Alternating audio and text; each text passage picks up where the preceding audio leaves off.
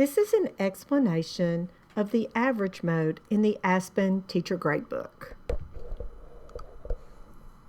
Before we get started with all of the choices that you have, it's important for you to understand where the Gradebook default comes from.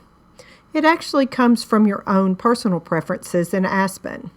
If you'll click on your name in the upper right corner and choose Set Preferences, a box will open that will have a Gradebook tab.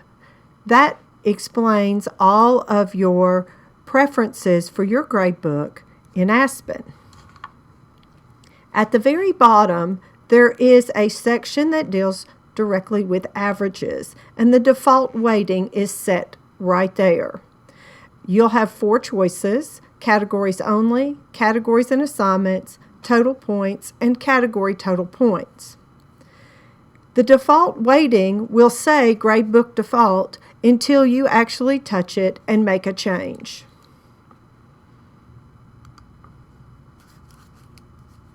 Once you go to your Gradebook top tab and click on one of the classes in your class list, you'll be on the class details page.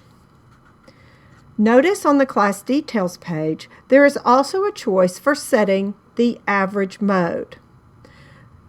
By default, it says Gradebook default. That Gradebook default is referring to your personal preferences. So if you haven't set your own personal preferences, it will just default to the district preference, which is category total points.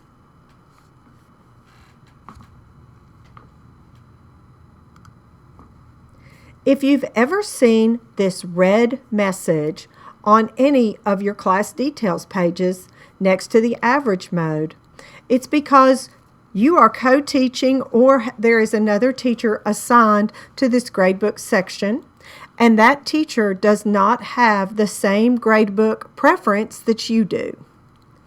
So the best way to correct this problem, because at this point Aspen is confused as to which default value to use, either yours or the co-teacher's. So you can what we call hard code the class by setting the average mode in the pop-up window. That will override any personal preference that might be trying to float to the class.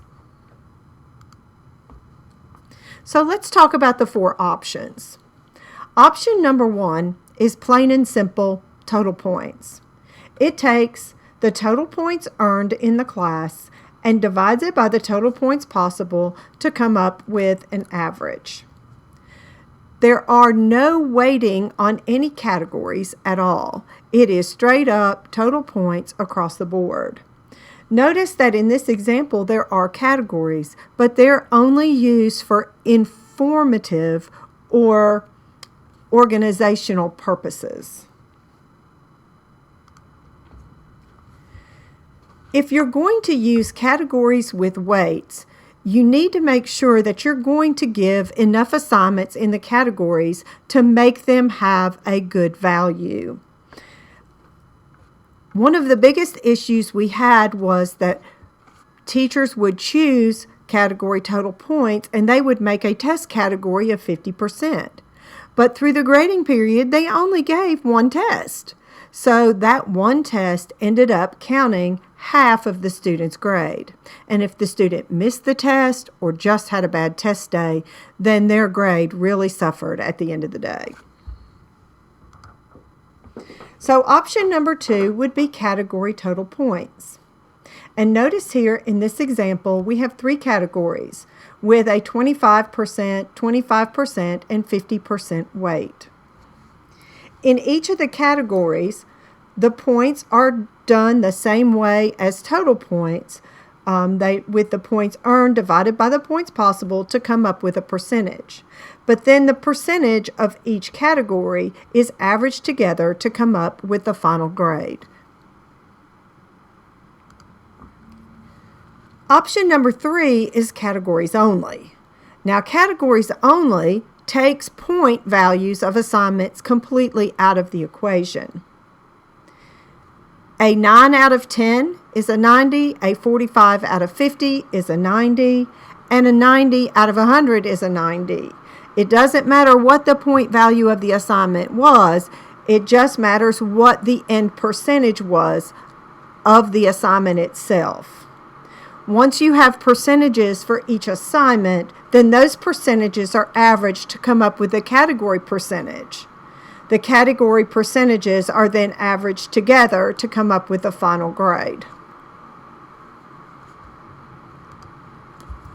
Option number 4, categories and assignments, is probably the least used, the most misunderstood by both teachers and especially by parents. This one's extremely hard to explain on a syllabus. In this categories and assignments option, there are still weighted categories, but then a teacher can also weight the assignments within the category. So if you have a homework assignment that is worth twice as much as every other assignment, then you give that homework assignment a weight of 2 rather than just entering it twice. This is an example of how it could be used in a formative summative. If their formative summatives are each worth 50%, and you want your quizzes and projects to count twice as much as homework, you would assign their weights as 2 and the homework as 1. And of course, if tests are all you're giving in summative, then they carry the weight of 1 in that category. So buyer beware. There are a couple of really big mistakes that you could make in your Aspen gradebook. The biggest being changing the way your gradebook calculates after you have already posted for the first grading period. Because changing your gradebook calculation will change all the averages in your gradebook, but it doesn't change what you posted in the post column. That means that parents see something different in your gradebook than what's being sent home on the report card. It's a great invitation to a lot of phone calls. You can also double ding a student by making a category too small and also combining that with a small point value. Really, you should make all assignments valuable to students so that they're motivated to complete them. An example of this would be if I had a 10-point assignment in a 10% homework category. It doesn't really change the student's grade average very much, whether they have a 0 or a 10. Especially that's true if all of the in-class assignments are worth 100 points, and that's in a category of 40. So that would make the in-class assignments worth so much more and probably would not motivate a student to complete the homework. In conclusion, we will always give you the autonomy to choose what average mode works the best for your classroom.